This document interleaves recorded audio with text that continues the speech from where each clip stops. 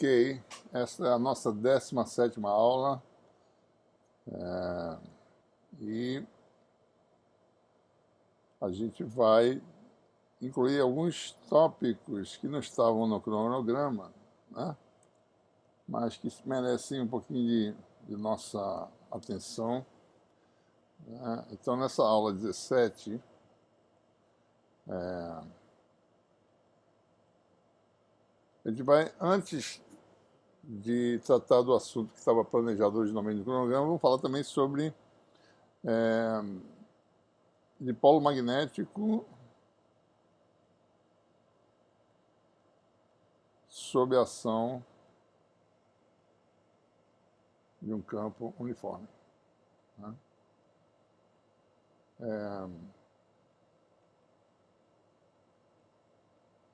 Nós temos aí a força sobre distribuição localizada, como é que seria, né? Qual seria o resultado? Uma distribuição localizada imersa num campo B, qual é a força sobre essa distribuição, né?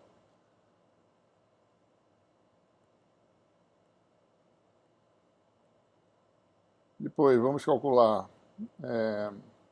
o torque sobre disposição, torque sobre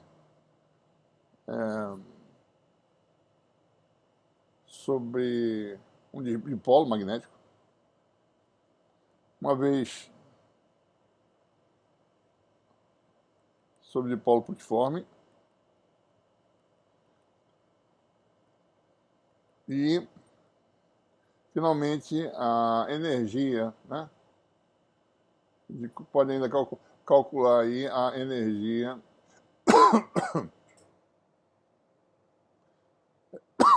de um dipolo num campo uniforme.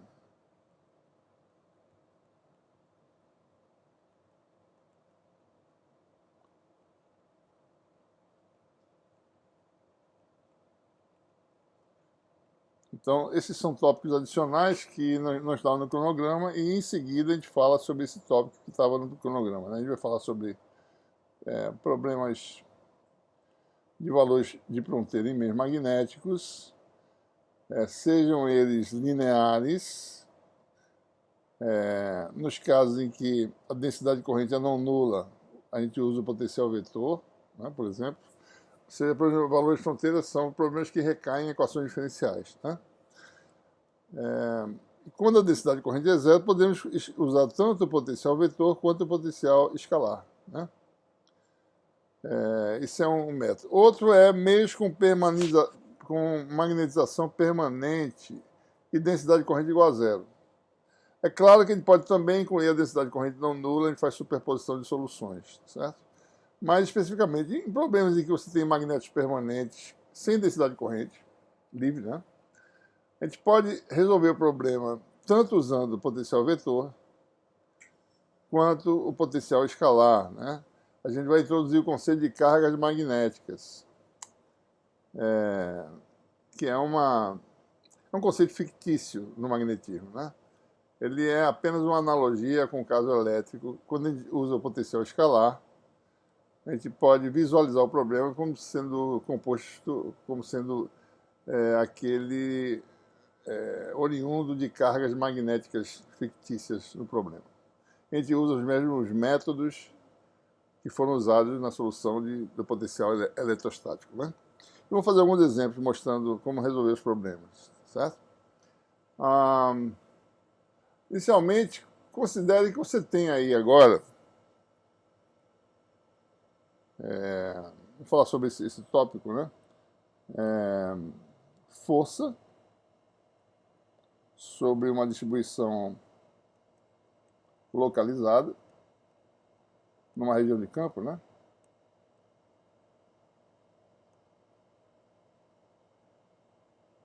Em região de campo.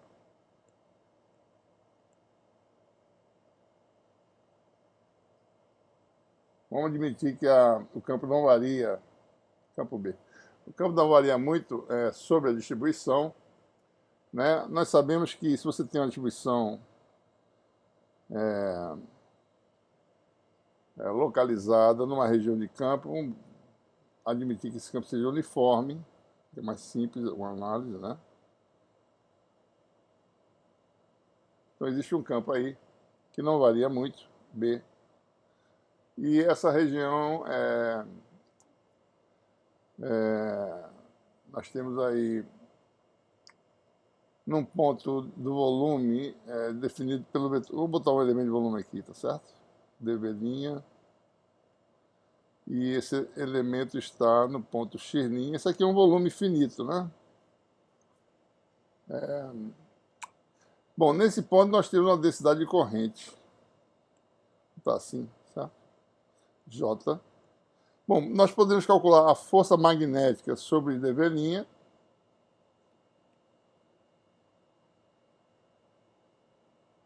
Só modificar aqui a espessura. A força magnética sobre dV', deixa eu... força diferencial, né? O elemento de corrente é dada por dV', J de x', né? Vetorial B. E a força total seria a integral, né? A soma das forças seria a integral de dV', J vetorial B. Ora, B é constante, né? B não varia sobre a distribuição. Então, essa força pode ser escrita como sendo a integral de volume, né? Vou botar assim, menos B, vou mudar a posição aqui. Menos B vetorial, a integral de volume de J, né? No volume V. Nós mostramos na aula anterior que uma distribuição localizada tem essa integral igual a zero. Está demonstrado na aula 16, isso aí, né? A gente pode provar isso transformando isso numa integral de superfície envolvendo a componente normal de J, e como não tem corrente fora da distribuição, Jn igual a zero, né? Na superfície, aqui não tem, né? Jn. O fato de Jn ser igual a zero faz com que essa integral também seja zero. Então, primeiro resultado, qualquer distribuição localizada numa região de campo uniforme tem força líquida zero. Não há translação, né? A força não produz translação da distribuição, né? Bom, o próximo tipo de interação que a gente pode determinar é o torque, né? Torque sobre distribuição localizada, né?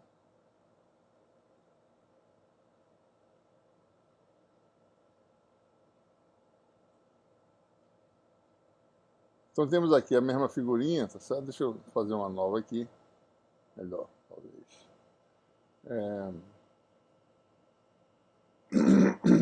Então, vamos...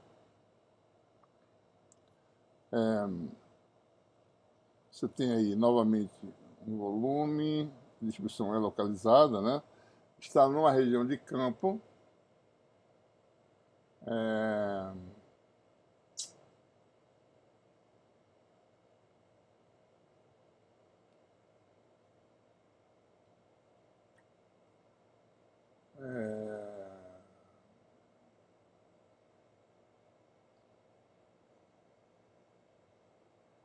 Bom, a gente vai admitir mais uma vez que o campo é uniforme, né? Tem um campo uniforme, atuando aqui sobre essa distribuição.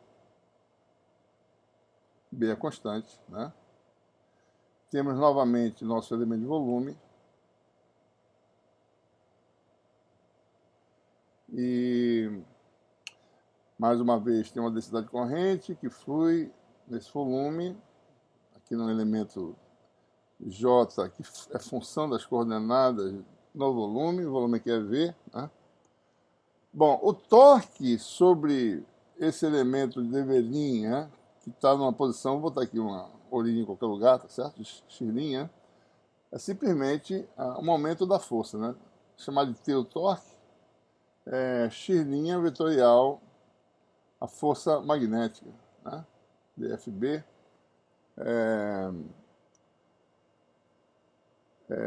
Essa força dFB, como no tratamento anterior, isso aqui é dV', J, que é a função de x', tá?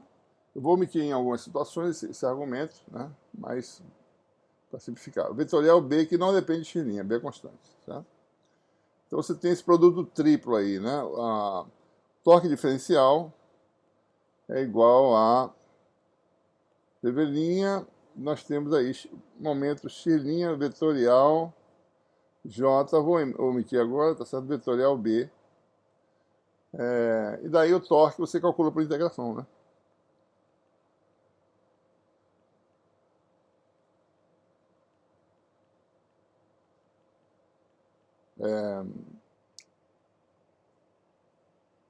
Bom, isso aqui é um produto triplo, né? Nós conhecemos a identidade, né? Que o produto triplo pode ser expandido. O primeiro com o terceiro produto escalar vezes o segundo. Isso aqui é x', viu, pessoal? X' escalar B na direção de J, vezes J, né? Menos x' escalar J vezes B, né? Certo? Bom, então nossa integral fica como sendo essa integral aqui, o B pode sair da integral, né? Então você vai ficar com dV' x' J menos B, né? Posso botar a posição aqui, integral de x' J dV', né? Certo? Bom, essa integral aqui, mais uma vez, a gente pode provar que ela dá zero, certo? Só usar essa identidade aqui, divergente do módulo quadrado de x'. Por que isso? Porque vai aparecer o gradiente de x', gradiente de x' vai fornecer um vetor na direção de x', né? Então isso vai permitir obter esse parâmetro aqui. Então isso aqui vezes j é igual a j escalar gradiente de x2. Observe que é derivado em relação à variável x', né? Então, gradiente de x2 mais x2 divergente de j. E no regime de corrente estacionária, isso aqui dá igual a zero, né? Dρ dt igual a zero, então divergente de j é zero. Por sua vez, o gradiente de x2 é 2 x', né? 2 vezes essa função, a derivada, né? Gradiente de x', módulo de x'. Isso aqui é um vetor na direção, né? Isso aqui é x' sobre módulo de x'. É o versor, né? Na direção do vetor x. X' aqui cancela, isso aqui vai dar simplesmente 2 vetor x', né? Ou seja, então o divergente de x2j, né,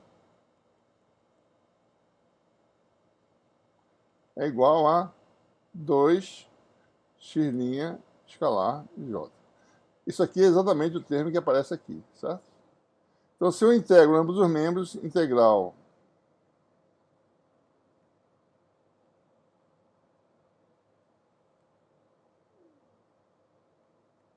de x' escalar j, né? Isso aqui vai dar o quê? Vai dar a integral de volume do divergente de x2 j, né? Então, mais uma vez, isso aqui, pelo teorema de Gauss, dá fluxo desse vetor na superfície que limita o volume. Vai dar fluxo de x' ao quadrado, j normal de sigma linha. J normal é zero, então resultado zero, né? Ou seja, isso aqui dá zero, né? Ou seja, o torque então fica reduzido apenas a esse termo aqui, vou pegar ele, tá certo? Esse termo aqui, ó. E vamos identificar o que ele quer dizer, certo? Posso fazer aqui mesmo.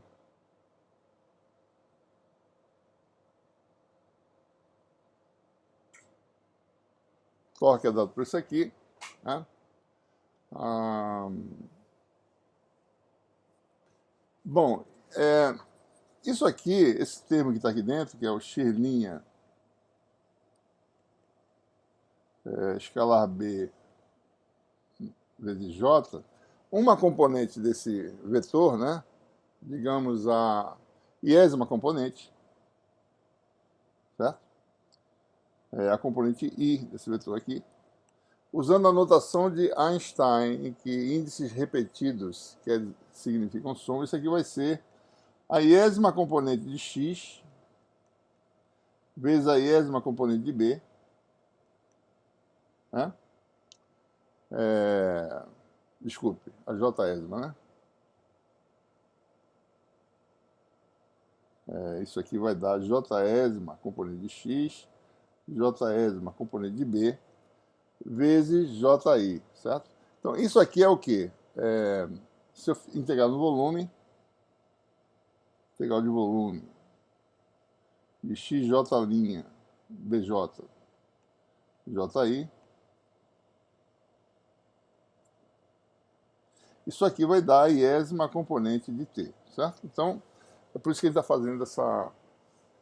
Então, lembre-se, né? Isso aqui é a soma em j de 1 a 3 e fixado, né? Peguei uma componente apenas, né? Então, vamos trabalhar com esse termo aqui e identificar ele, tá certo? xj', bj, ji, né? Lembrem-se que na aula anterior eu mostrei uma relação importante, certo? Mostrei uma relação que, na aula anterior, que a integral de volume de xj' ji mais integral mais x' jj igual a zero. Isso foi provado na aula anterior, aula 16. Certo? Mais uma vez, o que foi que eu fiz? Eu peguei... a gente pegou essa identidade, x' xj' vezes j, e mostrou, calculou o divergente disso aqui, expandiu, tá certo? E isso, fazendo a integral do divergente, que dá zero porque envolve a componente normal de j, a gente mostra essa relação aqui, certo? Né? Rapidamente, né? Isso aqui vai dar x'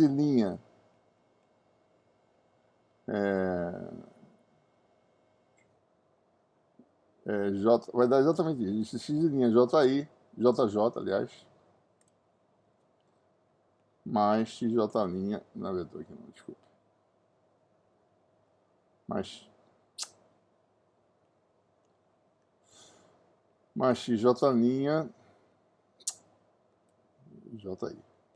Daí quando você integra no volume, porque isso aqui vai envolver a componente normal de j, que dá zero, então a gente mostra que isso aqui é zero, certo?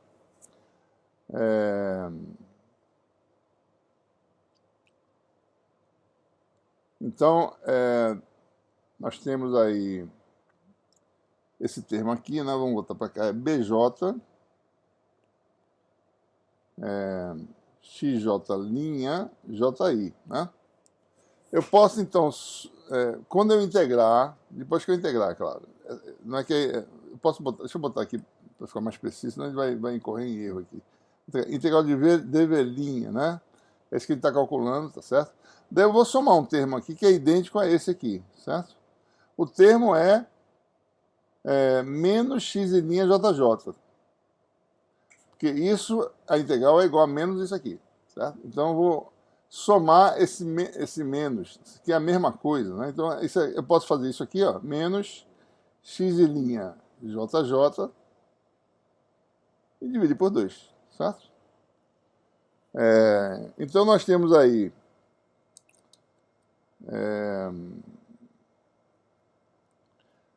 olha, isso aqui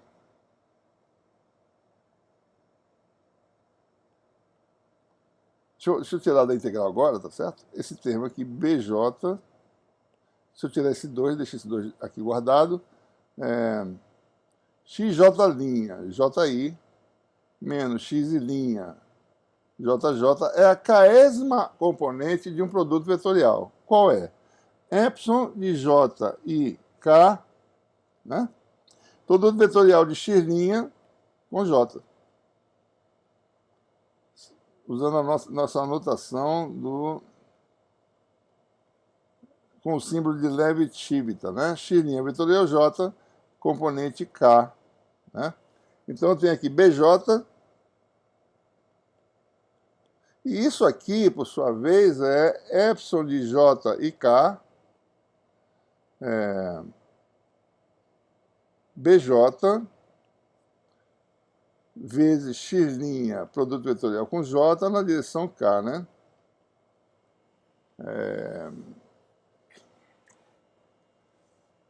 Isso aqui daria, eu posso permutar, eu posso fazer permutação cíclica, eu posso botar aqui epsilon de I, K, J, ou então epsilon de K, J, I. Então eu posso fazer isso, certo? Então isso aqui é igual a isso, então eu posso repetir, vai ficar BJ, X' vetorial J na direção K. Ora, isso aqui é a componente I do produto vetorial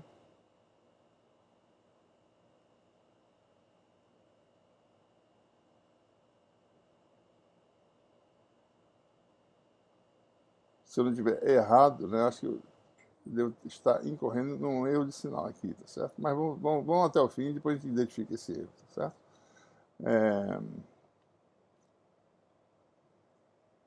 Isso aqui dá o produto vetorial de B. Isso aqui é a iésima componente do produto vetorial de B, né?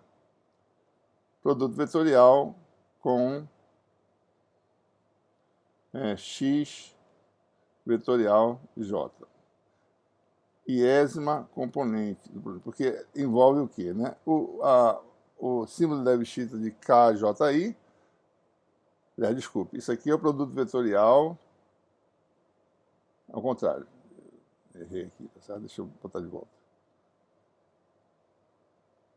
Vamos botar na posição certa. Bota BJ depois para ficar fácil de perceber. Isso aqui vai dar isto vezes BJ, né? BJ. Ora, então a ordem é KJI, né? Então, KJ, então isso aqui dá a iésima componente do produto vetorial de X vetorial J vetorial B, na ordem cíclica, certo? Iésima componente, né? Primeiro vetor, componente K, que é esse aqui. Segundo vetor, componente J, que é esse aqui. Então, o produto vetorial dá, e o epsilon de KJI dá exatamente o produto vetorial de XJ, X' no caso, né? Esqueci o nome do linha aqui, vetorial J. Então, no fundo, o que a gente está mostrando? Que o torque é 1/2 dessa integral de volume. Então, lembre-se de onde a gente veio aqui, tá certo? A gente fez isso aqui, ó. A gente estava com esse termo aqui, esse aqui deu 0, esse termo aqui a gente fez essa propriedade, né? Usou a propriedade que isso aqui dá 0, e transformou aquilo, calculou a iésima componente do torque, e no fundo deu o quê? Integral de volume de X' vetorial J, isso tudinho, B seno integral vetorial B. Ora, esse termo aqui é a definição do momento de dipolo da distribuição, né? Então, o torque é dado por M vetorial B. É um resultado que nós obtemos para uma distribuição localizada, o torque que ela sofre sob a ação de um campo uniforme B. Então, aquilo que a gente falou antes, né? Um dipolo tende a se alinhar, né? Aqui está o momento de dipolo. Vamos botar na realidade o B nessa direção. Aqui está o momento de dipolo, né? A tendência é haver um torque, né, que produz essa rotação, digamos assim, desse vetor M, né? O torque está aqui saindo do quadro, certo? Né? Então, a tendência do dipolo se alinhar na direção do campo. Né? Bom, vamos agora determinar o que acontece em termos de energia. Energia de um dipolo.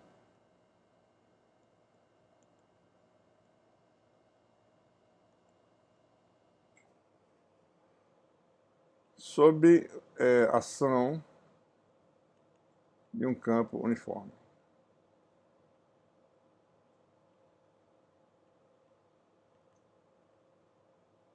Só lembrando, né, eu não falei no começo, mas esse material todo está onde? Né? Está no capítulo 5, tanto do Jackson, quanto do nosso livro-texto, Tratado de Eletromagnetismo, o de Fontana, né? Esse detalhamento que é feito aí está no nosso livro, está de outra forma, usando conceitos de mecânica clássica, no Jackson. No nosso está de forma mais, digamos, usando os primeiros princípios, como a gente está fazendo aqui agora. Né? Então, eu seguindo exatamente o que tem no nosso livro-texto, certo? Bom, e a energia, né? Bom, energia é calculada da mesma forma que ele calculou no caso eletrostático. Vamos mais uma vez considerar um volume localizado de corrente sob a ação de um campo B. Está aqui assim, certo? Um elemento de volume, vou tentar desenhar aqui de forma simples, certo? Um elemento de volume em que flui corrente J, chamar isso aqui de D',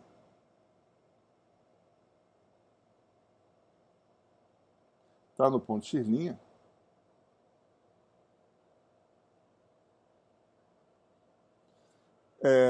Nesse elemento há uma força, bom, há uma densidade de corrente J,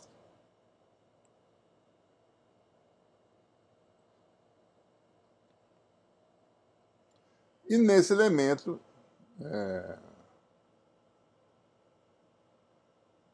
tem aí, tá certo?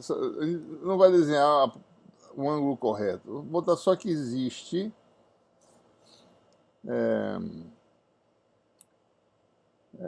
uma força nesse elemento de volume. Deixa eu botar outra coisa aqui, certo? Uma força. Eu vou desenhar separadamente o cenário, certo? DFB, né? Devido ao, aliás, delta, porque o volume deixa eu mudar aqui a anotação. O volume, ele é delta V', a gente tem duas diferenciais envolvidas aqui, delta V', e a força sobre o volume é DFB, certo? Aliás, delta FB, desculpa.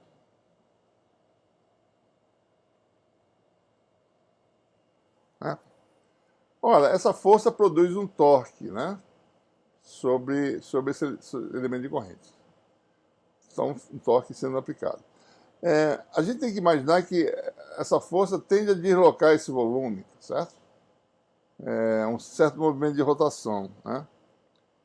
Em torno de um ponto fixo, certo? Bom, a energia, para deslocar de uma pequena quantidade, de um pequeno deslocamento, seria a energia que um agente externo aplicaria em oposição a essa força magnética, né? Para deslocar o volume de dl. Então, vou desenhar separadamente aqui, certo? Para poder entender direito, né? Então, aqui está o nosso... vou botar um ponto que é o elemento de volume. Né? Está aqui a uma localização X'. Então, a força magnética, eu vou desenhar de forma que fique fácil de visualizar. Certo? A força magnética, digamos, está para cá, certo? ΔFB. Então, um agente externo aplicaria uma força em oposição, porque a tendência da força magnética é rotacionar, tá certo? Produzir um torque, né, que vai, de alguma forma, pegar o volume como um todo e o momento de polo, tem um momento de polo em alguma direção, vai tender a se alinhar com o campo. Essa é a tendência do campo aplicado. O agente externo, para ele poder impedir que isso aconteça, ele aplica uma força em um sentido oposto. Então, se o agente externo aplica uma força e desloca de dl em oposição a esse deslocamento, ele está fornecendo energia para esse volume, certo? Então, a força do agente externo é essa aqui, ó, que está em oposição ΔF externo, certo? Essa força produz, digamos, um deslocamento, vou botar assim, certo? dl' no volume, aqui é um volume que eu falei, que é o volume dv', onde flui a corrente J, certo?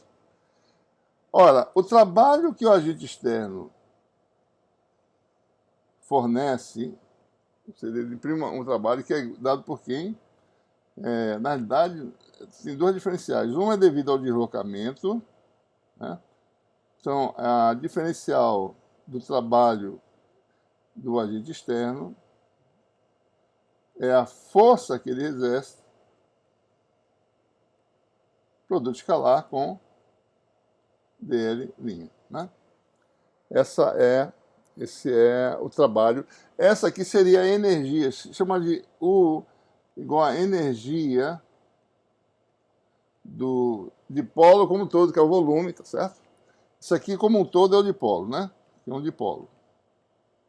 Eu estou pegando o dipolo e quebrando em elementos de volume diferencial. Então, energia do dipolo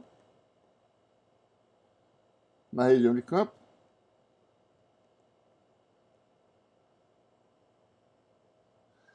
Então, isso aqui é a diferencial da energia do dipolo, né? Isso aqui seria ΔF externo, mas ΔF externo é menos dFB. Menos ΔFB, né? Produto escalar com dl'.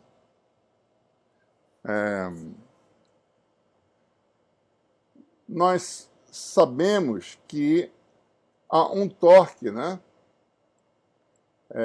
O torque que o campo exerce seria o torque para produzir um deslocamento no sentido de alinhamento do campo, tá certo? Então, esse torque, o torque exercido no dipolo como um todo, chamado de T, vamos botar uma direção AU, né? Aqui nós temos uma componente desse torque, tá certo? Seria x' vetorial dF, né, no caso, tá certo? Então, o torque diferencial ΔT seria x' vetorial ΔFB, né? Certo? Ora, no final das contas, se eu calcular essa integral, eu tenho o torque total, certo? Muito bem, esse elemento dl', né, observe aqui que nessa configuração que ele está mostrando, o torque está saindo do quadro, né? Certo? O torque, digamos que essa direção que sai é um versor chamado de U. Versor U, certo? Então, o torque o torque dt é igual a sua magnitude vezes U, né? Observe que o dl' pode ser calculado como sendo na direção do produto vetorial de x' com U, né? X' vetorial U, que dá isso aqui, dá exatamente dl, x' vetorial U, sobre a magnitude de x', né? Observe que um deslocamento aqui me subtende um ângulo de alfa, certo? Então, o dl' é o comprimento, é o raio vezes d alfa na direção desse vetor, né? Então, isso aqui é um versor, né? Vezes módulo de x' vezes d alfa. Então, raio da circunferência é esse aqui, módulo de x', d alfa é o ângulo.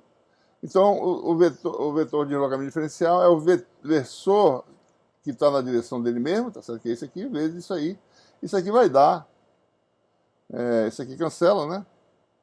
Vai dar x' vetorial u d alfa, certo? Então, nós temos que esse delta de du, isso aqui vai dar delta de du, vai dar menos dfb, delta fb no caso, produto escalar com dl'. Dl' está aqui, certo? X' vetorial u d alfa, né? Então essa é a energia incremental do volume diferencial sujeito ao deslocamento dl. Então isso aqui vai dar delta de du, que é a energia do dipolo, né? Do dipolo não, do elemento diferencial, que vai dar menos dfb, menos delta fb, produto escalar com isso aqui, ó, dl', certo? Que é isso aqui. X' vetorial u d alfa, né? Bom, então nós temos que isso aqui vai dar, isso aqui é um produto misto, né? Delta FB, produto misto com x', produto vetorial com u, posso fazer permutação cíclica sem alterar o resultado, tá certo? Isso aqui é a mesma coisa que u, produto escalar com, bota isso para cá, né? Então fica assim, dfb, escalar x', ou, escalar não, desculpa, vetorial x'. Ou, alternativamente, isso aqui é u escalar x' vetorial delta FB. Ora, isso aqui nada mais é que a diferencial de torque, né, no elemento de volume, delta T, certo? Momento de força, né? X' vetorial delta F. Delta T. Isso aqui é u escalar delta T, que é a componente u de delta T, que é delta T, certo? Isso aqui dá o escalar delta T, né? Ou seja, a variação de energia devido a um deslocamento dl no elemento ΔV é simplesmente uma relação que era de se esperar, tá certo? Torque diferencial vezes o ângulo de alfa, né? Se eu integrar no volume, todos os elementos de volume estão girando de delta alfa. Se eu integrar no volume, eu obtenho a diferencial de energia, ou seja, a integral de delta t, d alfa é fixo para todo mundo, vezes d alfa.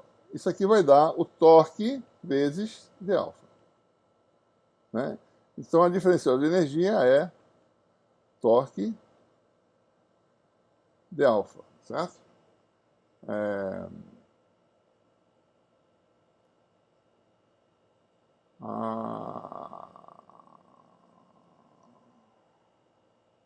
Bom, esse é o resultado que a gente obtém. Energia que o agente externo fornece para equilibrar a força do campo, simplesmente o torque do campo vezes d alfa.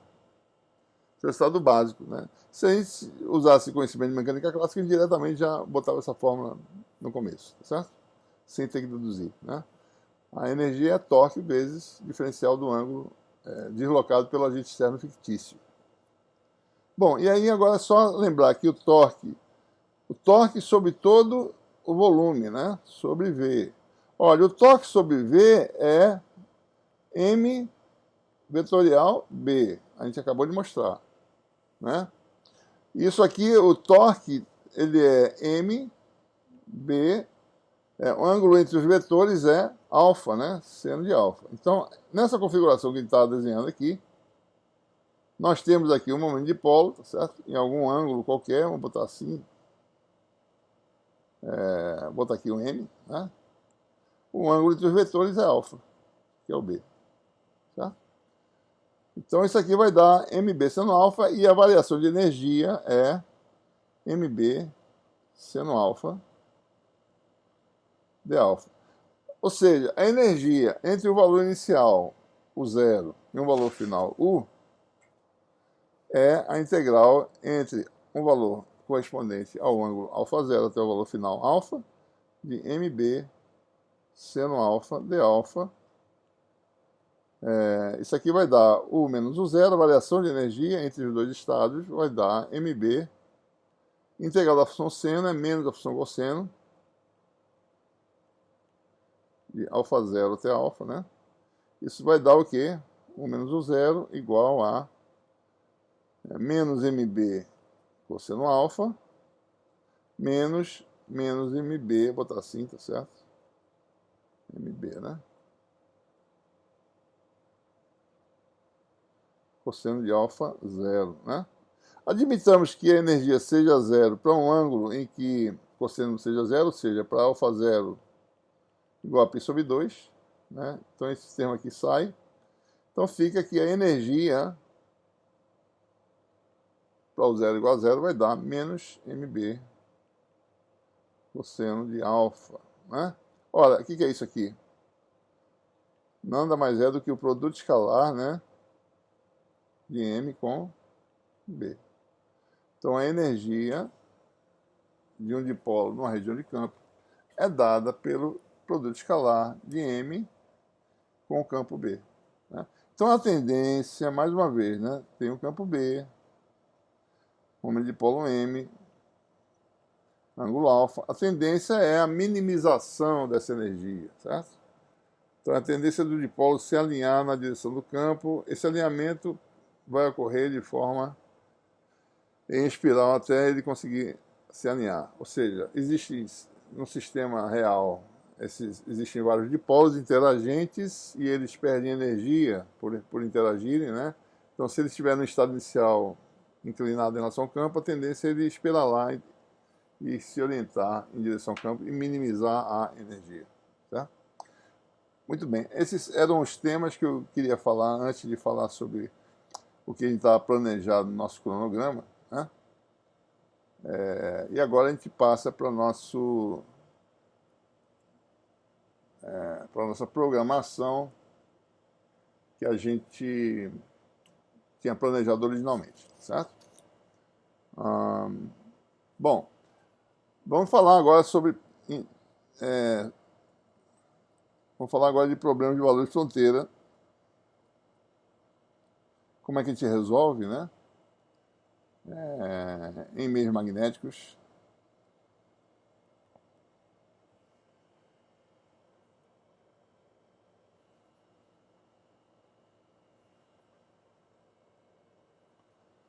Em meios magnéticos.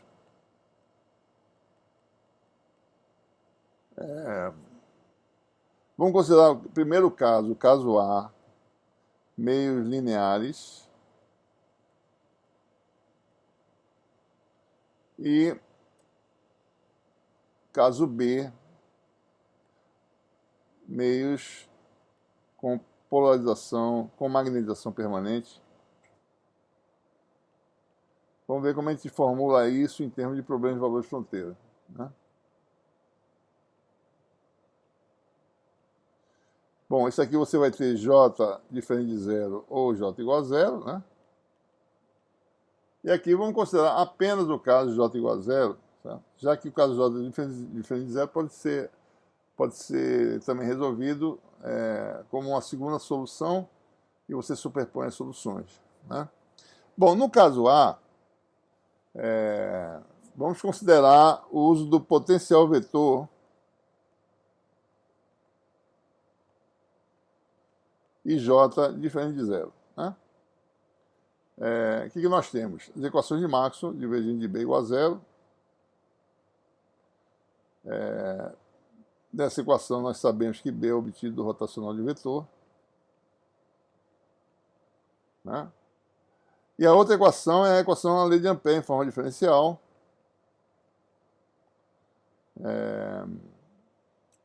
Então, como a gente está falando de meios lineares, né, meio linear,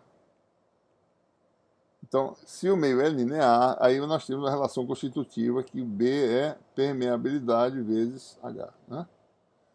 Então, dessa relação, posso jogar aqui dentro, eu tenho aqui rotacional de B sobre μ, né? Igual a J, e você tem rotacional de B igual a μ vezes J. B é rotacional de E, então você tem um rotacional duplo aqui, né? Rotacional do rotacional.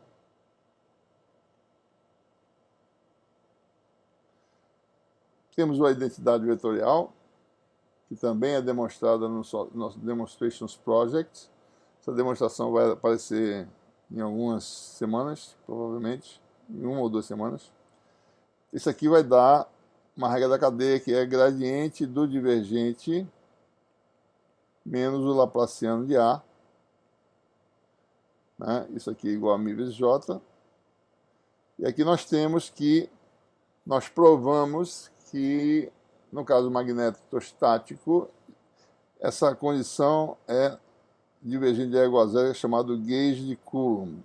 A gente vai ver isso depois com mais calma, quando utilizar os potenciais eletromagnéticos. Né? Esse aqui é o gauge de Coulomb. Então, nós ficamos então com uma equação diferencial, né, Laplaciano de A, igual a menos μ vezes J, certo? Bom, então o problema consiste em resolver esta equação diferencial. O problema fica mais simples, né, se J tem direção fixa, né? Ou mesmo variável, né? Fixa, ou com simetria conhecida. Simetria conhecida. Por exemplo, né? Se eu quero falar de um plano de corrente, eu tenho essa equação em que, ou uma camada de corrente, que é um exemplo que a gente vai fazer hoje aqui, o J está numa direção, né? Então o A é conhecido. Aqui fica fácil, você cai numa equação de Poisson, certo? Se você tem espira, né? Ou um solenoide, quando a corrente circula, você sabe que o potencial vetor vai ser parecido, né, com a distribuição. Se você tem um enrolamento, certo? Em que as espiras são muito próximas, né? Como se fossem várias espiras muito próximas, nós sabemos que o potencial vetor vai ser também parecido, né, com essa distribuição. Então, em situações desse tipo, a gente pode resolver o problema, certo?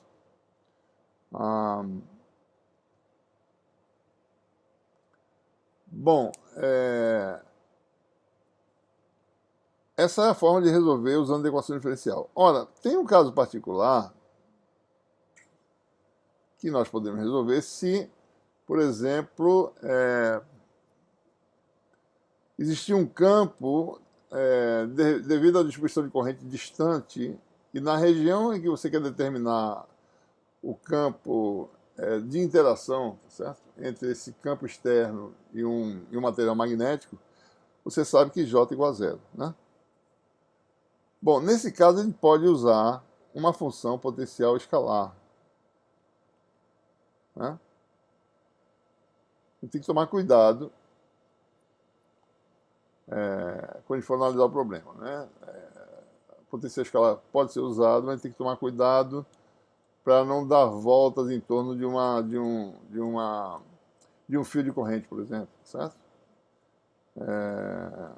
Porque esse potencial escalar teria múltiplos valores, né? Não é o caso. O exemplo clássico em que eu posso usar o potencial escalar é que, por exemplo, uma região em que você tem um campo aplicado e você coloca aqui um objeto de permeabilidade diferente da permeabilidade existente, né? Então, nesse caso, nesta região não tem corrente, né? J igual a zero. Então, eu posso, sem problema, usar um potencial escalar. Como é que ficam as equações, né? Divergente de B é zero. E, nesse caso, rotacional de H vale zero. Ora, o campo irrotacional, H, me permite escrever que o H é menos o gradiente de uma função potencial escalar. Essa função potencial escalar é chamada de potencial escalar magnético.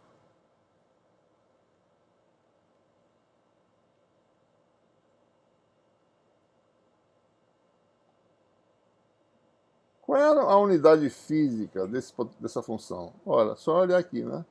Ampere por metro, 1 sobre metro. Então, a unidade física do potencial escalar magnético é ampere. Né? Bom, então, escrevendo H dessa forma, e como B igual a μH, meio homogêneo, né? Então, divergente de μH. Se o meio é homogêneo, isso aqui sai da derivada, fica μ divergente de H igual a zero. Jogando essa relação aqui, você fica com o Laplaciano da função escalar, φm, igual a zero, certo? Então, a função φm satisfaz a equação de Laplace. Nós temos vários métodos de solução.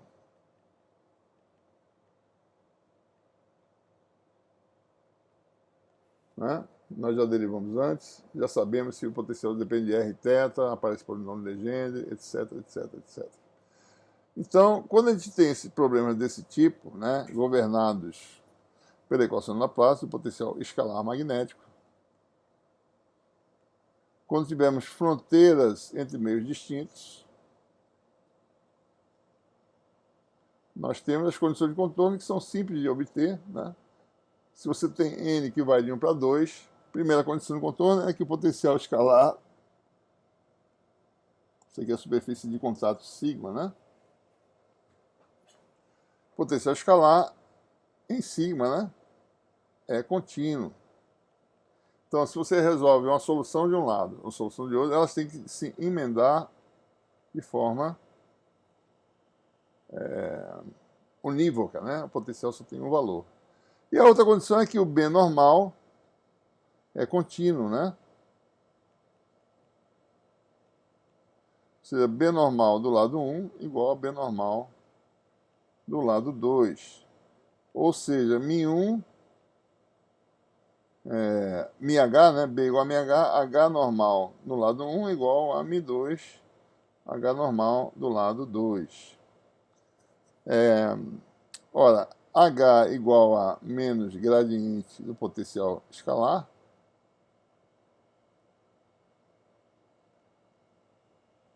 Né?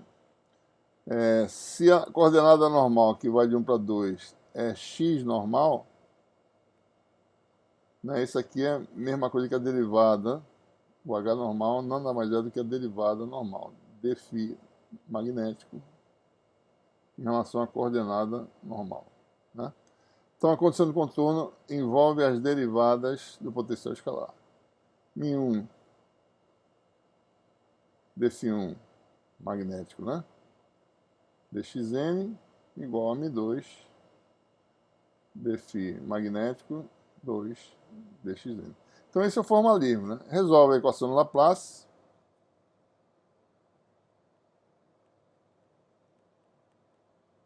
Nas várias regiões, aplica as condições de contorno, que é a continuidade do potencial e continuidade do produto μ derivada normal, e pronto, você acha a solução unívoca do problema, né? Bom, então, esse meio linear a gente pode usar potencial vetor, com J igual a zero, ou J diferente de zero, tanto faz, potencial escalar, só no caso de J igual a zero, né? Usando esse formalismo, certo? Bom, segundo caso, como é que a gente resolve meios com magnetização permanente? Em alguns problemas nós temos meio magnetizado que adquire magnetização permanente, né?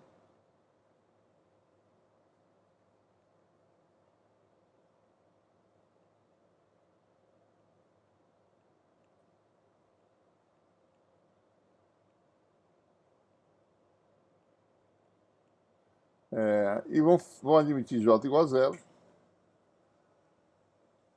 Então, o que nós temos? Nesse caso, onde tem esse meio, tá certo? Às vezes você tem a coexistência de meio com magnetização permanente e meio sem meio e vácuo, né? Então, no vácuo, você tem uma relação constitutiva. No meio com magnetização permanente, a relação constitutiva é a mais geral. μ0, B igual a μ0 H mais M, né? Certo? Esse M é conhecido.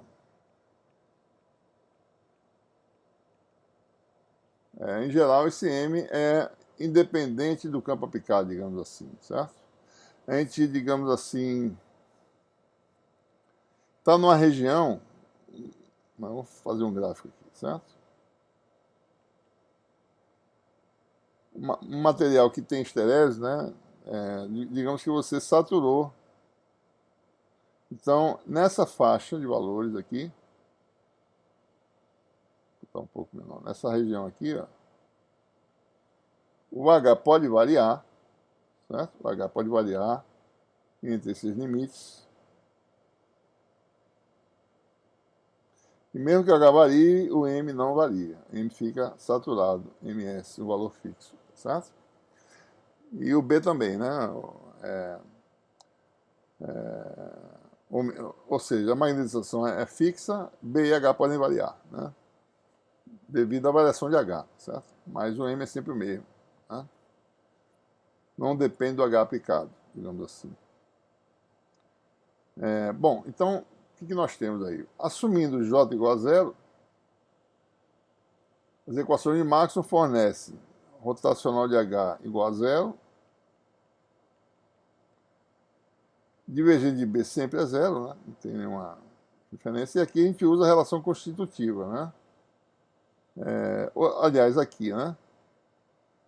Rotacional de H, que vai extrair aqui o H igual a B sobre μ0 menos M, então fica rotacional de B sobre μ0 menos M igual a zero, né? Então fica rotacional de B igual a μ0 rotacional de M. Ora, isso aqui é conhecido, né? Isso aqui é a corrente de magnetização, JM. Como falamos anteriormente, né? Nas aulas anteriores, certo? Então isso aqui é μ0 vezes JM, né? E o B é rotacional de A. Então, mais uma vez, temos o rotacional do rotacional de A igual a μ0 JM, onde que JM você calcula, né? E aí você tem, mais uma vez, isso aqui vai dar gradiente do divergente que dá zero, vai dar Laplaciano, com o sinal trocado, e finalmente isso aqui vai dar menos μ0 JM, certo? Esse é o resultado obtido, certo? Então você tem agora uma equação diferencial envolvendo o Laplaciano de A, e a solução integral dessa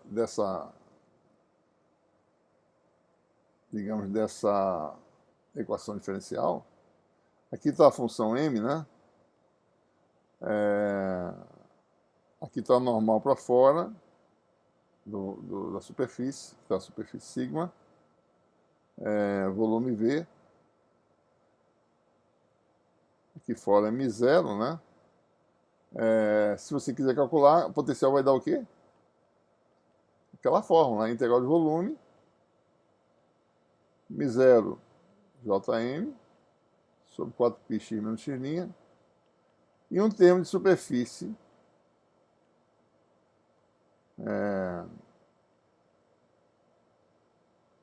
Km, né? Sobre 4π x menos x', e você coloca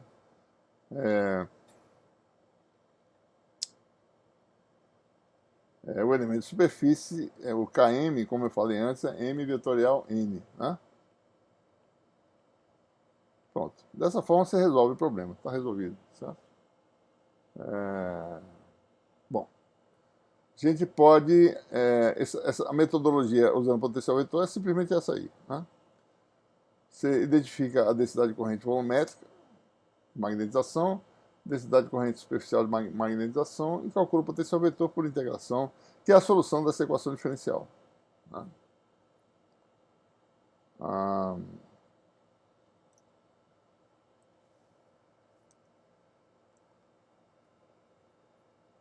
Uma outra forma é resolver isso também por equação diferencial também. Se você tem mais de um meio envolvido, né, você pode resolver também, certo?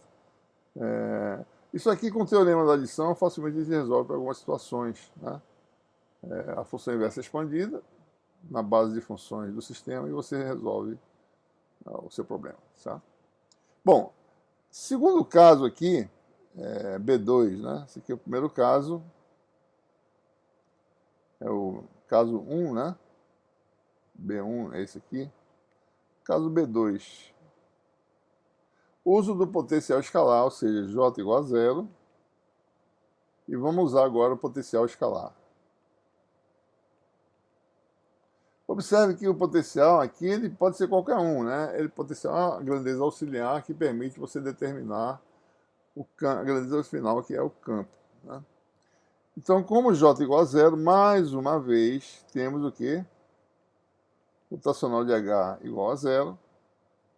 Então, H pode ser escrito como menos o gradiente de um potencial magnético.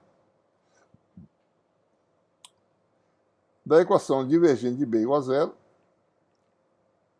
que nós temos, olha, B é M0, H mais M, né? Então, o divergente de B vai dar, tira essa constante, vai ficar divergente de B igual a menos, igual a M0 divergente de H mais M0 divergente de M, né? Igual a zero, ou seja, divergente de H igual a menos divergente de M, né? Isso aqui é conhecido, tá certo? Então isso aqui é divergente do campo H, é menos divergente de M. Ora, como H é menos gradiente de φ, isso aqui me dá Laplaciano de φm igual a divergente de M. Esse divergente de M a gente vai identificar em consonância com o caso elétrico. Laplaciano da função potencial escalar menos ρ densidade de carga sobre ε0. Então ele vai identificar isso aqui como uma densidade de carga magnética. Vai definir isso aqui para poder fazer analogia com o caso elétrico, certo? Vamos criar esse conceito, a densidade de carga magnética, pois é análoga à densidade de carga real elétrica, né? Como sendo menos divergente de M. Inclusive o sinal a gente também usa, né? Do fato que aqui aparece um menos, certo? Então a gente define isso aqui. A unidade dessa carga magnética, a densidade de carga é o quê, né? Ampere por metro, né? A unidade da densidade de carga magnética é ampere por metro quadrado. Não tem significado nenhum, tá certo? Ela vai ter uma interpretação semelhante à carga elétrica, né? Isso não quer dizer que haja monopólios magnéticos, quer dizer que a gente criou esse conceito. Ou seja, você fica com o Laplaciano de φm igual a menos ρm. Não aparece aqui uma constante, né, como tem lá no caso elétrico, certo? Essa constante é 1. Fica essa equação. E aqui nós temos a equação de Poisson, né? Certo? Temos uma equação de Poisson, né? Temos uma lei de Gauss também, tá certo? Dessa relação aqui.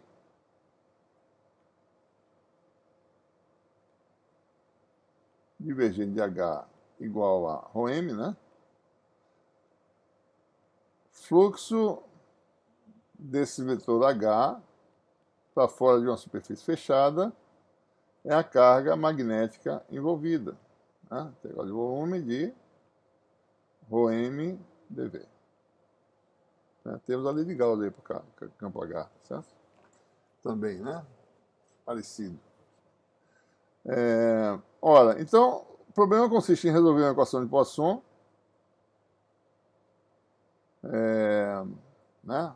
Esse é resumindo, Laplaciano de φm igual a menos ρm. E quando você tem a fronteira entre meios distintos, separados, né?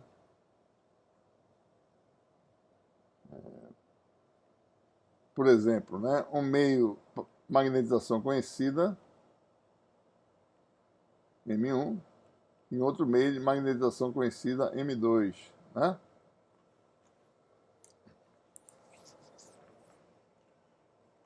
Sei de calcular, tá certo? Fluxo magnético, né? Pega um cilindro gaussiano, faz a área tender a zero. Então, no limite em que H tende a zero da integral de H de sigma, isso aqui vai dar só a contribuição das tampas, N escalar H2 menos H1, né? No limite, né? E do outro lado você tem limite de quando H tende a zero da integral de volume, né? Fiz a integral de volume aqui de... na realidade a equação é essa aqui, divergente de H igual a ρm, ou a integral que é H de sigma igual a carga magnética, né? Então isso aqui vai dar integral de ρm dV, que dá do lado 2, tá certo? Integral, chamar de V2, esse volume aqui, de ρm2, porque a magnetização é M2, né? dV, mais integral sobre V1 de ρm1 dV no limite, né?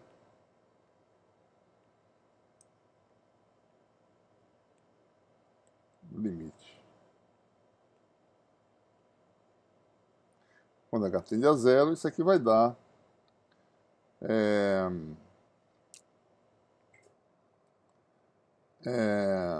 a carga magnética do lado 2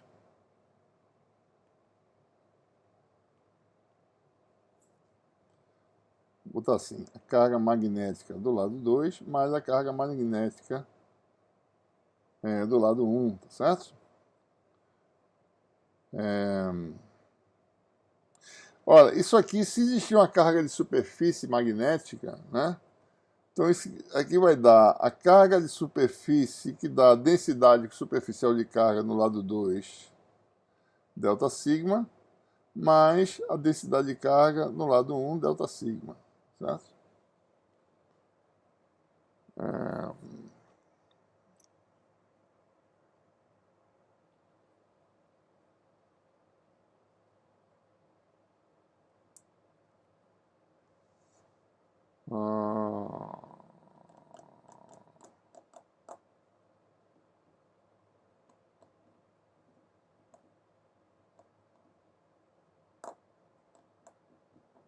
Bom,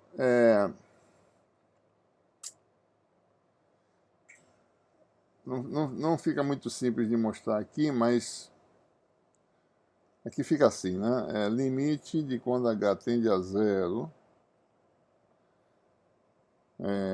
Vou botar assim, né? ρm é menos divergente, né? Menos divergente de M2 mais, eu acho que dá certo, limite de H tende a zero, integral de menos divergente de M1 dV, certo?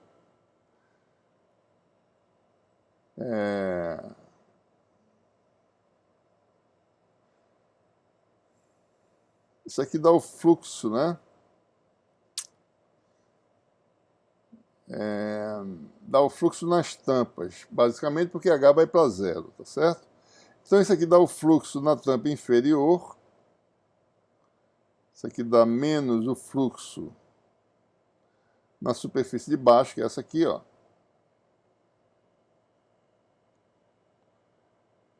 Chamada de sigma inferior, de aliás, superior, essa é a de cima, desculpe. Essa aqui é a de cima. Superfície superior. Isso aqui é delta sigma inferior. Isso aqui é delta sigma superior. Então vai dar menos m escalar n delta sigma superior,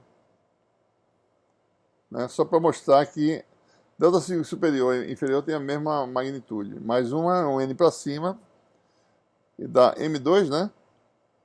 Menos fluxo na tampa inferior, superior, inferior. Na verdade, o resultado já dá isso aqui, não precisa nem fazer isso, eu já calculei a integral, tá certo? Não precisa você fazer isso não. Isso aqui é menos M1 escalar menos N delta sigma. Eu posso tirar o superior e inferior porque eles têm a mesma magnitude, tá certo? Delta sigma. Então isso aqui vai dar o quê? Menos N escalar M2 menos M1, né? Esse é o resultado, tá certo? Pronto.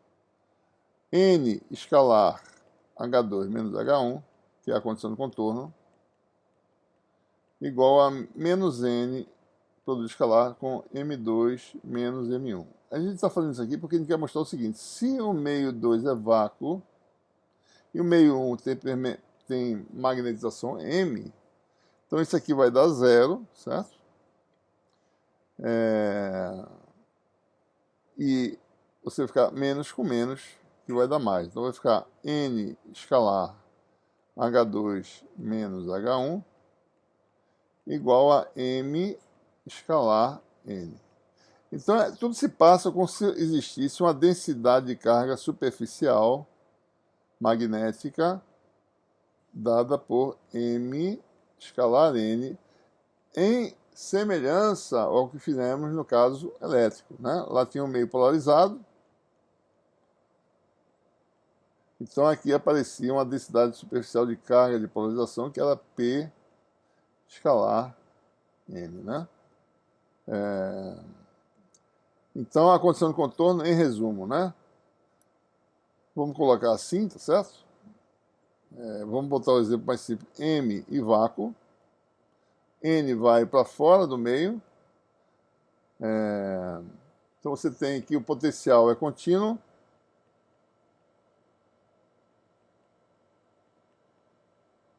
E a componente normal de H é descontínua devido à presença de uma carga magnética superficial.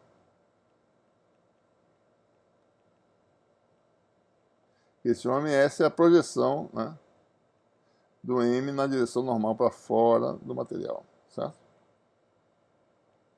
Ok? Essas são as possibilidades, né? Então, o que nós temos, tá certo? Em semelhança ao que nós fizemos até agora, né? De forma semelhante. Suponha que você tenha um exemplo aqui. Volume com magnetização permanente no vácuo.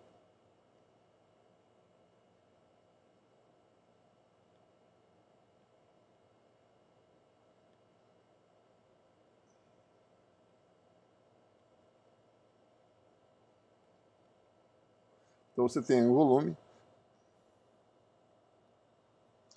com uma magnetização que é conhecida, permanente, né, em todo o volume, certo? Ela pode variar, mas ela é permanente, certo? Não muda, né, com o campo aplicado. Superfície sigma, normal para fora, que é a tal mediária, de sigma linha, no caso, né? n para fora. Ora, o potencial escalar, que é a solução da equação de Poisson. Qual é a solução? Ora, nós temos aí densidade magnética, de carga magnética de volume é menos dividido de m, e de superfície é m escalar n. Substitui isso aqui pelas suas cargas equivalentes e calcula o potencial como solução da equação de Poisson, que é aquela integral.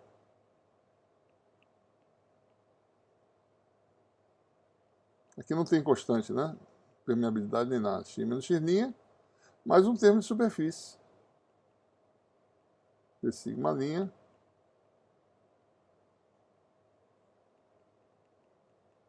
Essa é a solução integral. Certo? A gente pode resolver por equação diferencial também, ou já bota a fórmula integral. Se souber calcular, a gente calcula.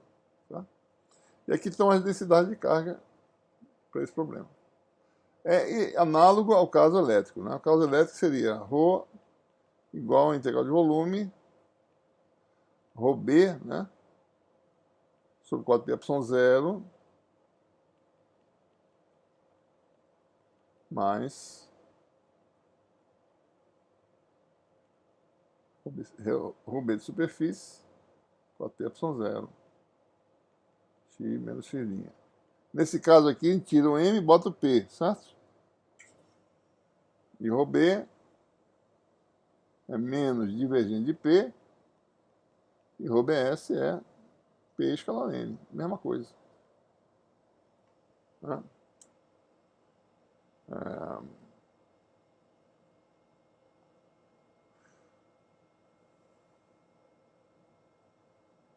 Um exemplo aqui, ilustrativo.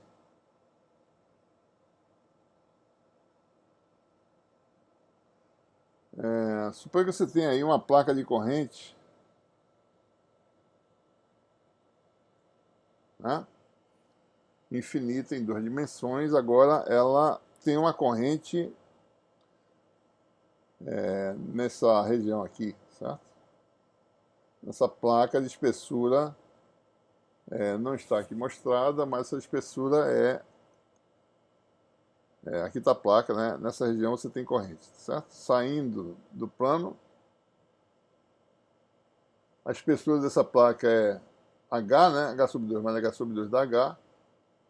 Densidade de corrente é uniforme, aponta na direção de X,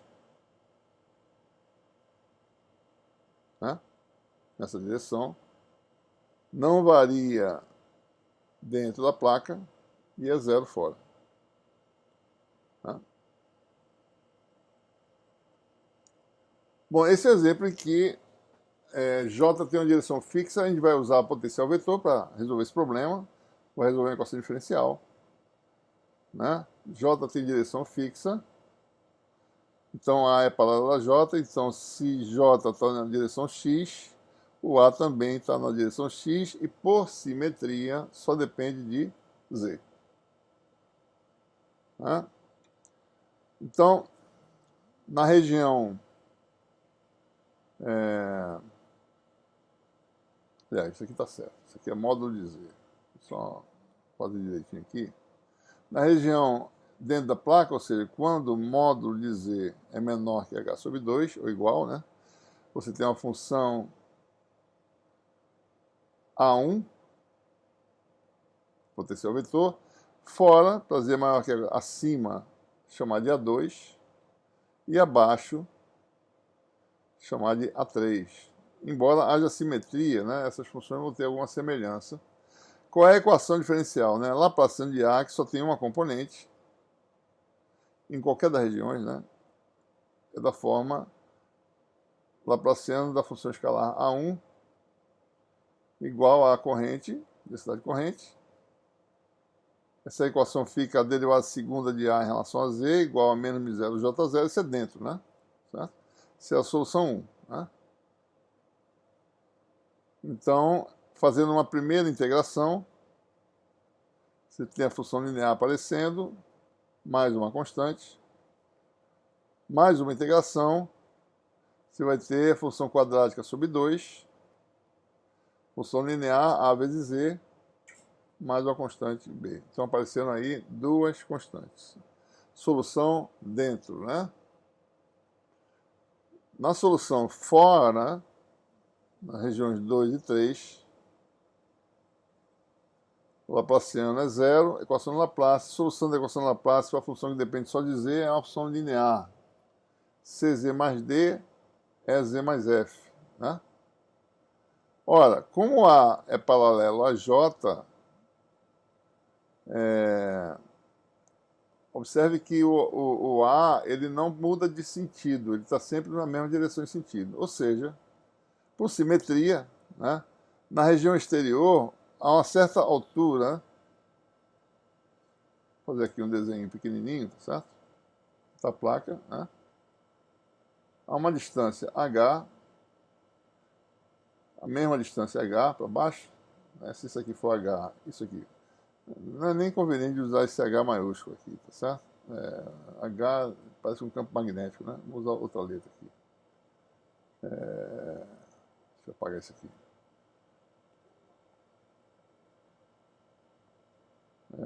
Eu não tenho a letra H aqui não, né? Então, vou usar a uma distância H, né? Para cima ou para baixo. O campo ele é o mesmo, tá certo? O campo A aqui nesse ponto, ele sai do quadro e aqui também sai do quadro. Por simetria, ele tem o mesmo valor, ou seja, mudando a letra aqui, tá certo? A2 de H e A3 de menos H. Tem uma simetria, né? Você tem aí CH mais D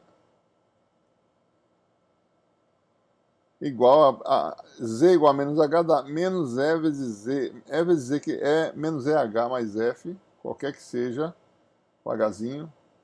Esse H maiúsculo aqui. E aqui, se a gente juntar esses termos, vai dar essa soma aqui. E aqui do outro lado fica F menos D, na realidade. Né? Esse aqui está errado, mas não vai causar nenhum problema, tá certo? Aqui vai dar F menos D. Então, essa equação, que é a função desse Hzinho aqui, qualquer que seja a altura, né? H, essa altura aqui. Tá? Então, isso aqui eu só posso ter C0 qualquer que seja H se os coeficientes forem nulos, E igual a menos C, D igual a menos F. E com isso você fica com a solução para 2 e para 3 semelhante, né? A mesma função, tá certo? Só muda o coeficiente, né? O sinal dele, certo? Ou seja, a solução para o potencial vetor pode ser unificada, porque isso aqui é módulo de Z para Z negativo, isso aqui é módulo de Z para Z positivo. Ou seja, isso aqui é C módulo de Z mais D. Ou seja, fora da placa, certo? Ou seja, A é uma função par, né? A gente usou aqui a notação meio confusa. Eu usei H maiúsculo porque eu estava usando as pessoas da placa igual a H, né? Vou fazer o seguinte. Vamos... Como essa letra H aqui é temporária, tá certo? Não vai ser mais usada, né? Vou fazer assim, né? A é uma função par, nós já falamos sobre isso, né? Então, na região... vou botar assim, tá certo? Tira esse H maiúsculo aqui, porque isso aqui não é bom. 0 menor que Z menor que H sobre 2, né? A1 de Z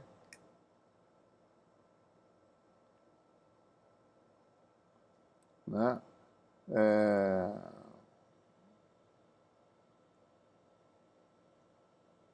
A função A1 de Z tem que ser igual a A1 de menos Z. A função é par, tá certo?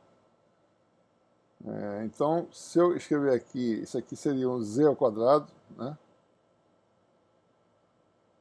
Mais A vezes Z, mais B, igual a menos Z, né? Então isso aqui vai dar Z2, menos Z vai dar menos AZ, mais B, né? Ora, esses termos aqui cancelam, e fica 2AZ igual a zero, ou seja, A igual a zero. Então essa função linear de Z não existe, é de se esperar. A função para ser par não pode ter um termo linear, né? Então ficamos aí com essa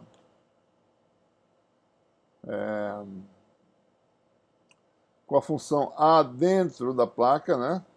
Ficou agora dessa forma aqui. Certo?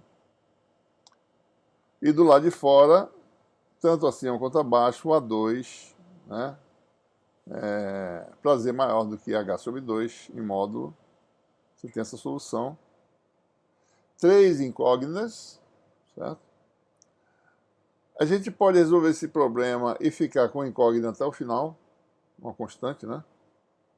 Ou pode eliminar essa constante, porque essa constante, por exemplo, uma constante como essa aqui, do lado de fora, né? Eu posso eliminar, porque quando eu calcular a derivada, subtrair uma constante é subtrair uma constante de todo mundo, tá certo? Então, subtraindo ou não essa constante, o campo H vai ser o mesmo, porque ele é o gradiente, certo? Então, eu vou fazer esse D igual a zero, sem perda de generalidade, né? Então, esse termo de fora fica simples, o termo de dentro fica com uma constante, que a gente precisa determinar agora duas constantes, B e C. Nós precisamos de duas condições de contorno. Uma é a continuidade do potencial vetor, componente tangencial, né? O potencial vetor é contínuo, a opção contínua, ou seja, temos essa propriedade aí, né? E a outra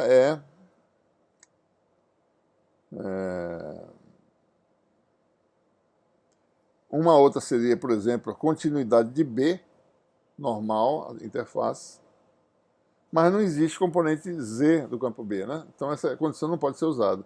Podemos usar que o H tangencial é contínuo, certo? O H tangencial é obtido como a gente tem vácuo, né, dentro e fora, é B sobre μ0, né? Que é igual a rotacional de H sobre μ0. Então a gente calcular o H tangencial, HY,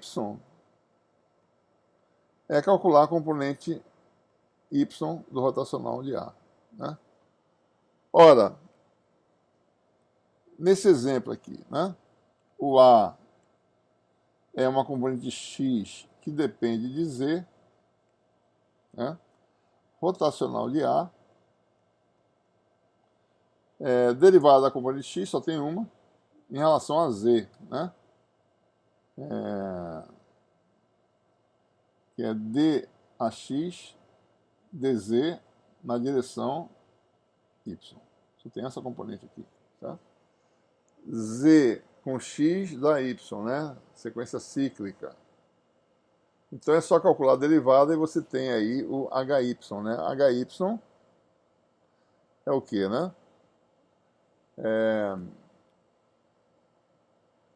Acabei de fazer aqui. Onde é que eu fiz? Não, tá aqui, ó. HY, né?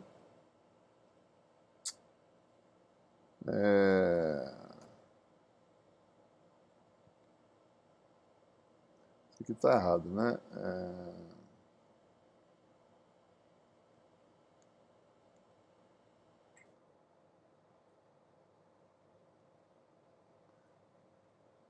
Isso aqui, desculpa, isso aqui tá errado. Rotacional de A, né, sobre μ0, tá certo? Então, o H é 1 sobre μ0 rotacional de A. Então, você tem aí o HY é 1 sobre μ0 dAx dz. Então, com isso, eu tenho uma equação para Ax mais ou menos H sobre 2 é contínuo. E 1 sobre μ0 dHx dz em mais ou menos h sobre 2 é contínuo.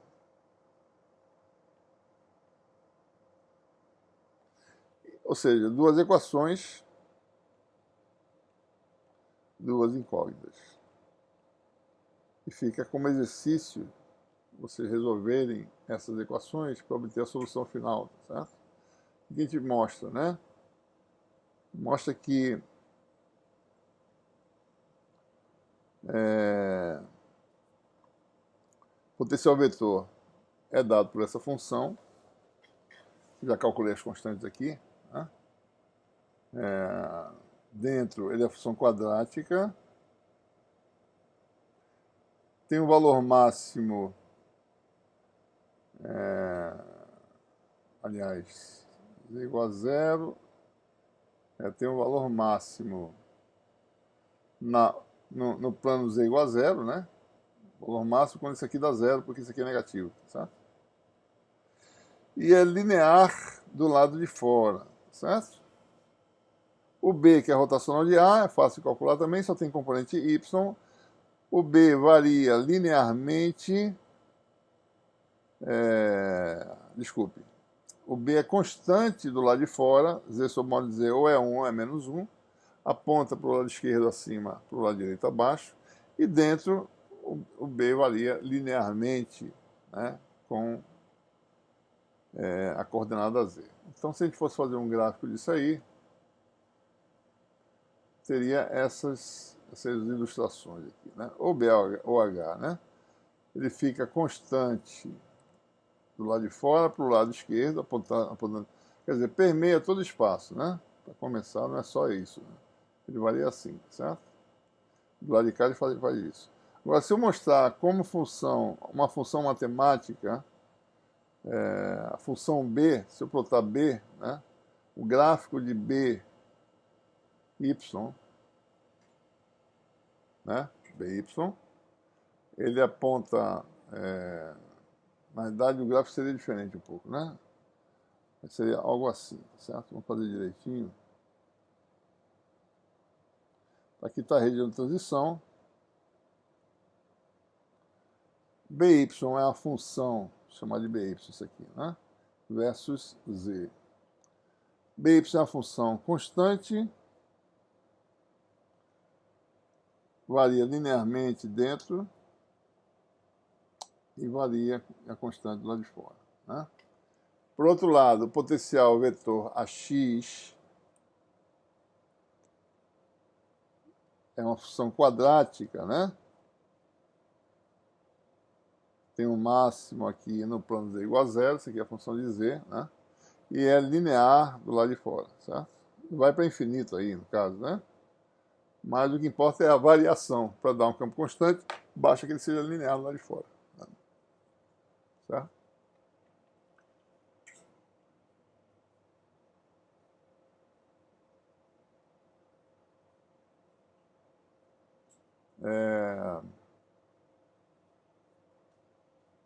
Vou fazer mais esses outros dois exemplos para a gente poder concluir aqui. Bom, vamos fazer agora um outro exemplo aqui, que você tenha um exemplo em que você tenha um meio linear, né? Linear porque é caracterizado pela permeabilidade μ, fora m0. Então você tem uma esfera permeável, de permeabilidade μ, que antes você tinha um campo uniforme nessa região, né? Então você bota a esfera dentro da região de campo uniforme, essa esfera vai distorcer as linhas de campo, né? Então a pergunta é como é que a gente resolve esse problema. E aqui tranquilamente podemos usar o potencial escalar, certo? Mais uma vez, temos as regiões 1 e 2, né? Qual é o problema que ele vai resolver? Bom, o problema que ele vai resolver é Laplaciano de φ1 não tem carga magnética, meio linear, é zero, certo? Né? Laplaciano de φ dá zero. Chamar de, vamos tirar a letra M, tá certo? Laplaciano de φ2 igual a zero. H é menos gradiente de φm. Né? A direção z é a direção do campo aplicado para z, ou seja, a uma distância r muito maior do que o raio da esfera. O campo tende a um valor constante, né? H0 a z. Então quer dizer que a função potencial que descreve o campo longe da esfera é a função, só tem uma componente, né? Então menos dφ dz. Basta que eu escolha a função linear, né? Podia botar mais uma constante aqui se eu quisesse, mas não precisa, porque basta usar uma função que dê campo constante no infinito. Uma função que tem essa propriedade é a função linear, né? Você integra aqui e dá a função linear. Então, a condição de contorno é R muito maior que A, a solução φ2, o limite, né? φ2 é uma função que varia com R, com um ângulo também, porque esse é um problema que tem dependência com duas coordenadas. Limite de quando R tende a infinito, de φ2 é igual a menos H0Z. Né? Então, esse problema aqui, claramente, o potencial depende das variáveis R e θ. Por quê? Porque o campo está aplicado na direção Z, eu quebrei a simetria, certo? Campo na direção Z, então tem uma direção preferencial. Então, à medida que eu vario o ângulo, eu vou ter uma variação de potencial. Né? Então, nós temos aí a primeira condição que eu acabei de falar, que é essa aqui. Né?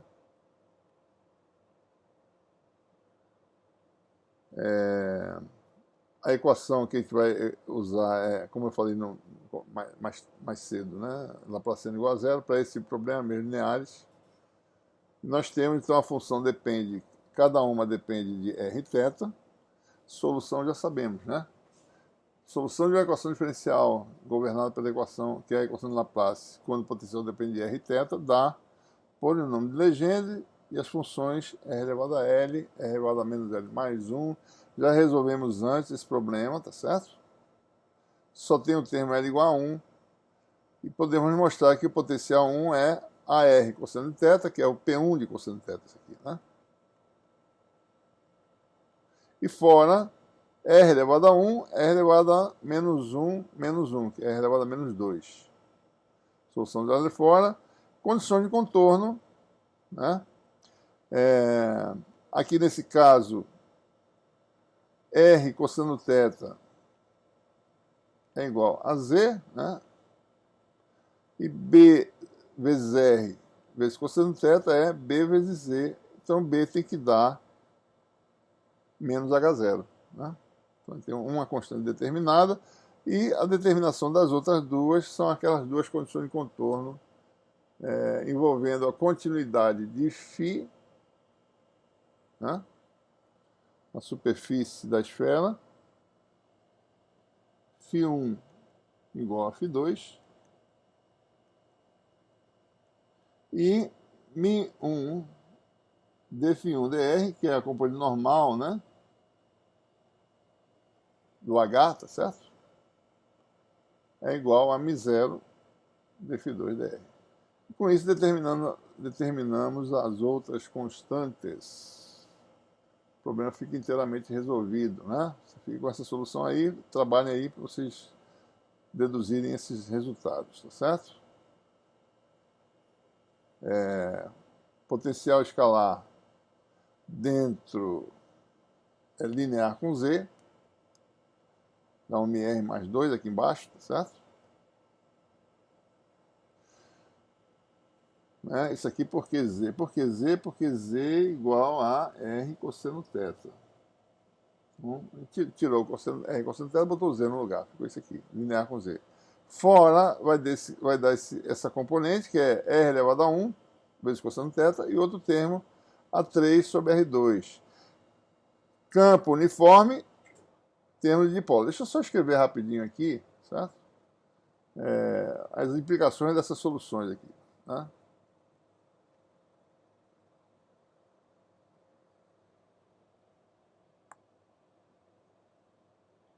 Dentro, o potencial é dado por menos 3 μr mais 2 H0Z. μr é μ sobre μ0, tá? Ora, a gradiente dessa função dá o campo, né? H igual a menos AZ dφ dz, no caso, né? Ou seja, o H dentro é o quê? Derivada negativa vai dar mais, dá 3 sobre μr mais 2 H0 AZ, ou seja, o campo dentro, chamar de H1, tá certo? H1, né? O H1 é 3 sobre μr mais 2 campo H0 aplicado. O campo H dentro é um fator 3 sobre μr mais 2. Observe que se μr muito maior do que 1, H dentro é muito pequeno, certo? Não, fica muito fraco o campo. É porque o que? Temos o conceito de cargas magnéticas, né? Aqui está a esfera. Esse campo H termina nessas cargas magnéticas. Vou botar aqui assim, tá certo?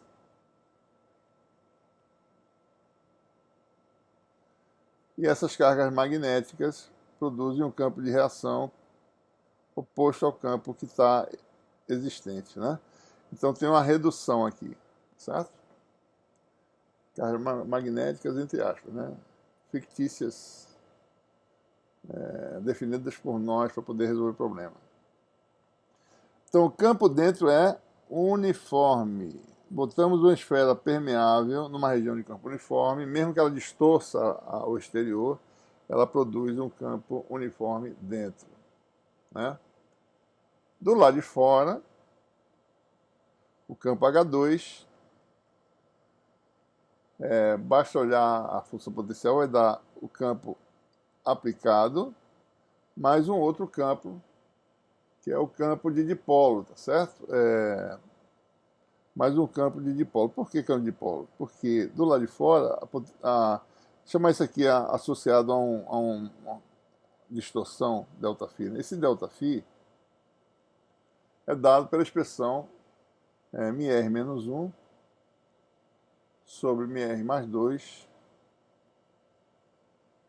H0 a 3 sobre R2 cosseno θ. Então nós temos aqui um momento de dipolo, né, em analogia, tá certo?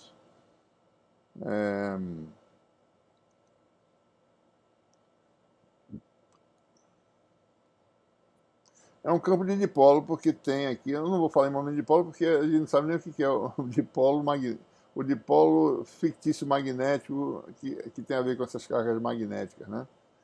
Mas a gente pode calcular o H e ver que ele vai ter um dipolo magnético aqui, tá certo? Um campo de dipolo de origem magnética, né? Então, eu teria aqui em cima alguma coisa do tipo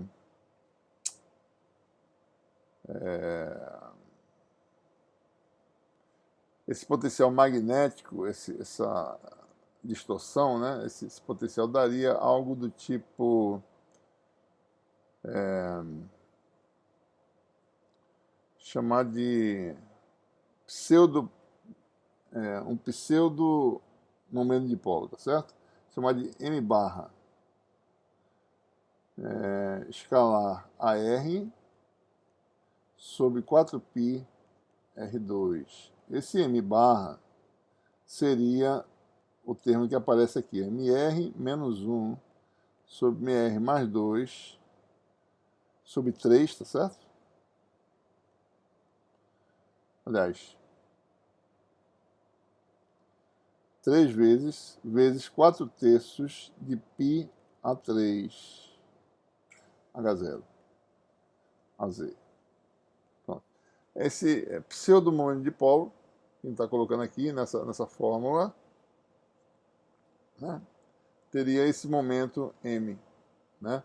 E aí a fórmula ficaria m pseudo escalar R, que é parecido com P escalar R, né? Sobre 4π R2, certo? Então é um campo de dipolo, a distorção inerente ao campo de dipolo, né? Do lado de fora, interesse de pseudodipolo que produz um campo que varia com 1 sobre R2, como a gente já conhece, né, originalmente, certo? Um outro exemplo interessante é esse exemplo aqui, tá certo?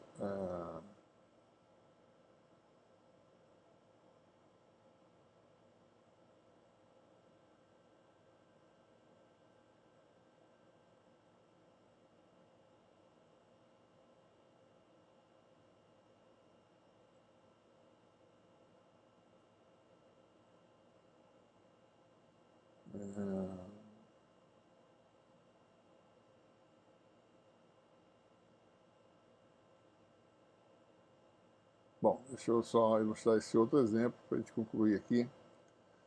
Vamos pegar essa esfera magnetizada, usando potencial escalar também. A gente falou que pode fazer isso, né? Esfera magnetizada, vamos usar o conceito de carga magnética, tá certo? Magnetização é constante. Então eu sei que nós temos uma densidade de carga magnética no volume que é menos divergente de M, e de superfície que é M escalar N, né? Nesse caso aqui. Só que o M é constante. Então esse termo aqui não existe, existe só o termo de superfície. Então a solução, isso aqui é o termo de superfície, né? Produto escalar do M na superfície com a normal, que é a R, né? O M está na direção a Z, vai dar o cosseno de θ, tá certo? Então vai dar essa carga magnética superficial.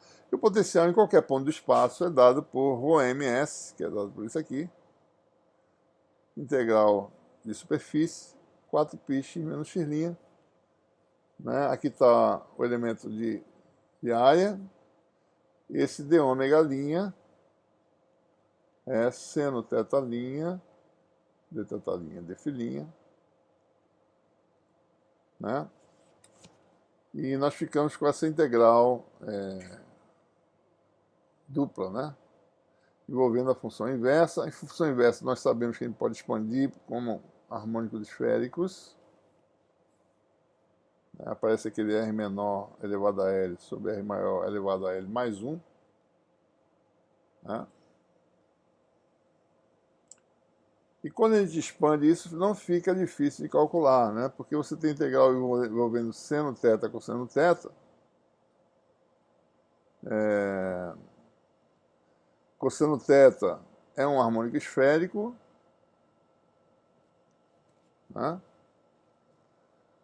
Então, essa integral aqui envolvendo um harmônico esférico Lm com a função cosseno, ela dá um harmônico y0. Isso aqui tem uma ortogonalidade bem conhecida, certo? Ou seja, só tem o termo L igual a 1 e M igual a 0. Então sobra essa soma dupla, mas só tem um termo. E no final você fica com L igual a 1, vai ficar R menor elevado a 1 sobre R maior ao quadrado. Né? Aqui vai ficar y11 de θφ, y0, desculpe, de θφ. Está aqui, ó, que é a função cosseno, que é a polínômio Legendre, né, com o fator de escala, esse cancela com esse. Então você fica com a função potencial já conhecida, tá certo? Função que tem R menor, ou seja, dentro, o potencial é linear, R cosseno θ, que dá Z, né? Cosseno θ com R menor, dá Z dentro. Dentro o campo é uniforme. Aqui é H igual a menos gradiente de φ menos dφ dz vezes AZ. Dφ dz é M0 sobre 3 com menos, aparece o menos aqui. Campo dentro aponta no sentido oposto à magnetização e fora temos aí um campo de dipolo, tá certo? Característico, M escalar R sobre 4πr2. Momento de dipolo é o real momento de dipolo aí no caso, certo? O M é igual a 4/3 de πa3 vezes M, magnetização. Né? Então é um campo de dipolo magnético tradicional, certo? Exato do lado de fora. Né? Então aqui estão as linhas de campo. Né? E a gente vê essas cargas magnéticas se manifestarem. Né? Você vê exatamente que o campo H ele é descontínuo, tá certo? Observem aqui, né? Que aqui ele faz isso. Esse aqui é o B, né? A linha azul é B. Deixa eu botar os verdes. Aqui você tem um campo H que faz isso, né? E faz isso. Né? O H tem divergência, tá certo? O H não é um campo campo de origem magnética real, ele é um campo fictício. E o campo real é o campo B. Se você calcular o B, né?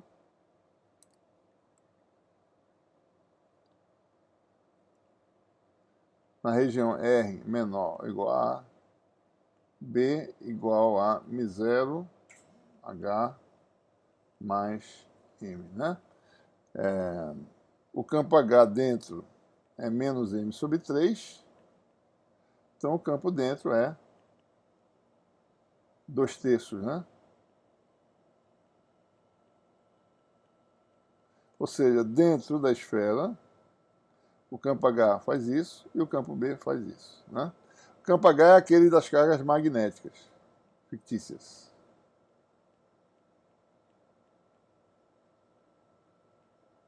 E o campo B é o campo genuíno, é aquele que forma linhas fechadas. Então, por isso, você vê essas linhas azuis, tem continuidade aqui, né?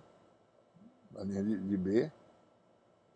Por outro lado, as linhas de H, elas divergem a partir desse ponto, terminam aqui embaixo, né?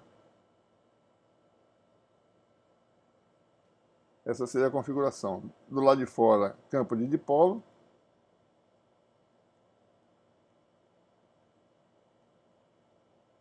E dentro, campo uniforme. Certo? Ok? Então, terminamos por aqui essa nossa 17ª aula. Até a próxima.